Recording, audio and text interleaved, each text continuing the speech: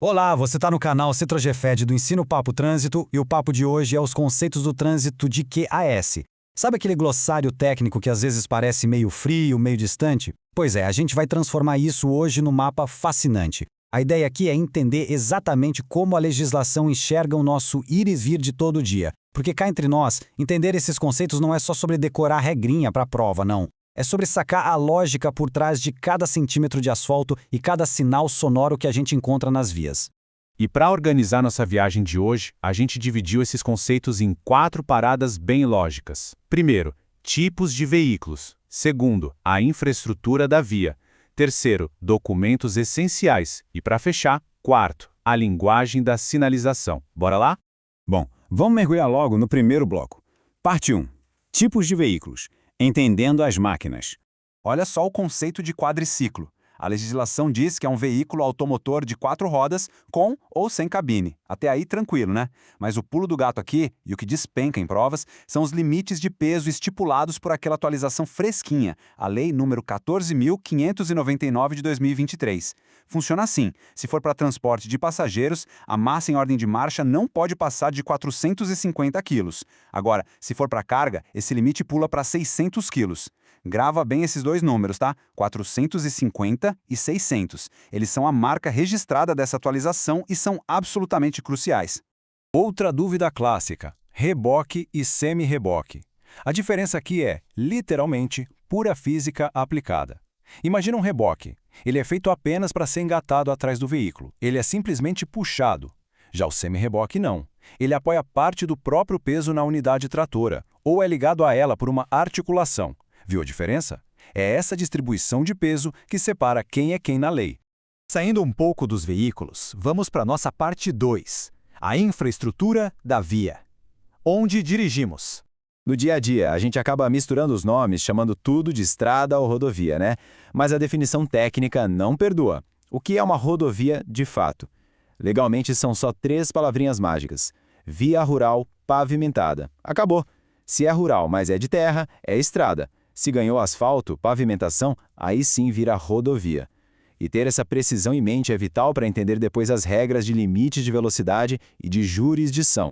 E nessas vias a gente faz um monte de manobras. O retorno, por exemplo. Ele é a inversão total de sentido da direção original dos veículos. Veja bem, não é só uma conversãozinha ali para a esquerda ou para a direita. É dar aquela meia volta completa para seguir um fluxo exatamente oposto ao que você estava trafegando antes. E claro, a nossa jornada não faria sentido sem olhar para o elo mais vulnerável disso tudo, o pedestre. É aí que entra o conceito de refúgio. É aquela parte da via, super bem sinalizada e protegida, feita exclusivamente para o pedestre usar durante uma travessia. Pensa no refúgio como uma verdadeira ilha de segurança física no meio daquele mar de asfalto, garantindo que a pessoa possa esperar o momento certinho para terminar de atravessar sem risco. Agora, vamos dar uma pausa na direção para a parte 3. Documentos essenciais do condutor. A burocracia necessária. E isso ilustra de forma brilhante uma das maiores confusões que a galera faz nas provas. Mas a diferença é clara como água. O RENASC, que teve aquela atualização em 2022, é o Registro Nacional de Carteiras de Habilitação. Ou seja, o foco é a pessoa, o condutor. Já o RENAVAN vai focar no chassi e no motor, é o veículo em si. Um registra quem está no volante e o outro registra a máquina que está sendo dirigida. Simples assim. E para fechar, vamos entrar na nossa parte 4, a linguagem da sinalização. Como a via fala com você? Toda essa conversa da via com a gente começa com a regulamentação da via. Isso é basicamente o momento em que a autoridade competente implanta a sinalização para definir as regras daquele trecho ali. Qual é o sentido, onde pode estacionar, em quais dias e horários. A regulamentação é a autoridade batendo o martelo e impondo regras locais para organizar o fluxo de todo mundo. E para que essas regras sejam compreendidas, entra em cena a sinalização, no sentido mais amplo da palavra. Não pensa nela só como a placa ou a tinta no asfalto, não. A sinalização é todo o conjunto completo de sinais e dispositivos de segurança colocados na via pública. Qual o objetivo dessa enorme orquestra visual?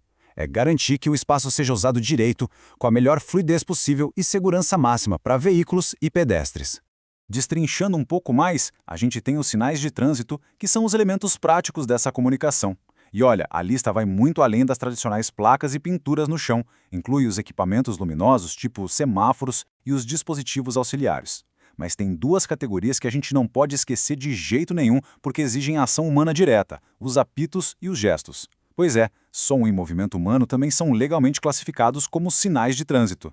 Agora, o que é realmente super interessante aqui é o poder dos sons por apito. Emitidos pelos agentes de trânsito, eles servem para orientar o direito de passagem e, preste bem atenção, eles se sobrepõem a qualquer outra sinalização local. Se o semáforo está verde, mas o agente apitou pedindo para parar, meu amigo, o apito é a lei imediata e manda mais que tudo.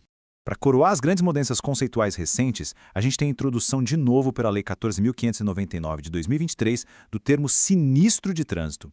Historicamente a gente falava em acidente, né? Mas o conceito jurídico amadureceu. A lei agora define como um evento que resulta em dano ao veículo ou à carga, lesões a pessoas ou animais, podendo dar prejuízo ao trânsito ou ao meio ambiente. E tem um detalhe técnico fundamental. Pelo menos uma das partes envolvidas precisa estar em movimento nas vias abertas ao público. É uma mudança de vocabulário que traz uma visão bem mais técnica e menos fatalista do tráfego. Então, a grande questão que fica depois da gente mapear toda essa estrutura é: você já fala fluentemente o idioma das ruas? Fica a reflexão. Federais do Ensino, um papo melhor para um mundo melhor. Produzido por J. Nascimento. Se você gostou deste conteúdo, deixe seu like e siga as nossas redes sociais. Federais do Ensino, papo de trânsito@gmail.com, http://lattes.cnpq.br/039 877942639 5480.